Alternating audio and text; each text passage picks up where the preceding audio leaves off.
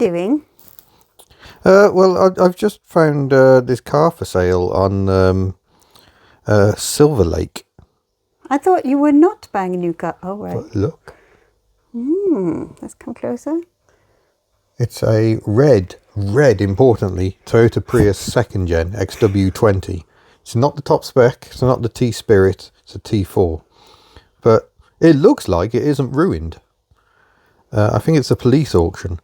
So I'm contemplating having a cheeky bid on it. It's on 575 at the moment, but you have to remember there are associated fees with this. I've been looking through. I think there's an £85 fee for general, and then there's a listing, a sort of, you know, where it finishes as well. So you could be looking at a couple of £100 of fees, but it's done under £100,000, I think.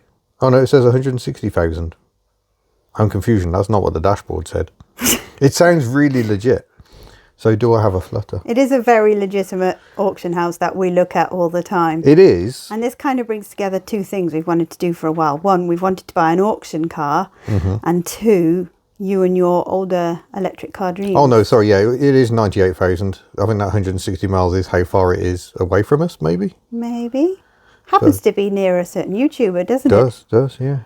Have you actually mentioned this to him yet? Not even slightly. Place bid. So how much should I bid?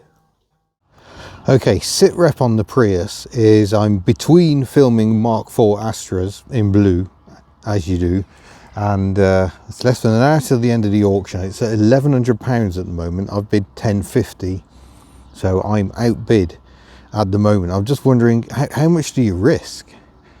Kitch points out I'm not really gambling with my money, because what I'm gambling with is the proceeds from the SsangYong Rodius sale. So we've still got a bit left in the kitty.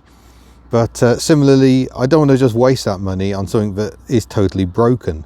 We've got warning lights on the dashboard. We're told it does start and run.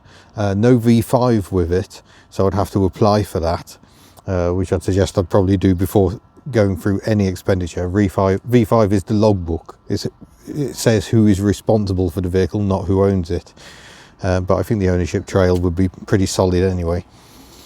So yeah, lots of warnings on the dashboard. This car hasn't done a lot of miles since the MOT in September 2024. So the MOT has lapsed, but we can drive it straight to an MOT. But yeah, it's just feeling like a bit of a gamble. We're into a 4-figure gamble. There's almost 300 quid's worth of fees at this point, because the price goes up, the auction fees go up, the hammer price and everything. So yeah, what do you do? Maybe I'll have just one more flutter. I don't want to spend more than £1,500. So I've got a little bit. We can go maybe to £1,250.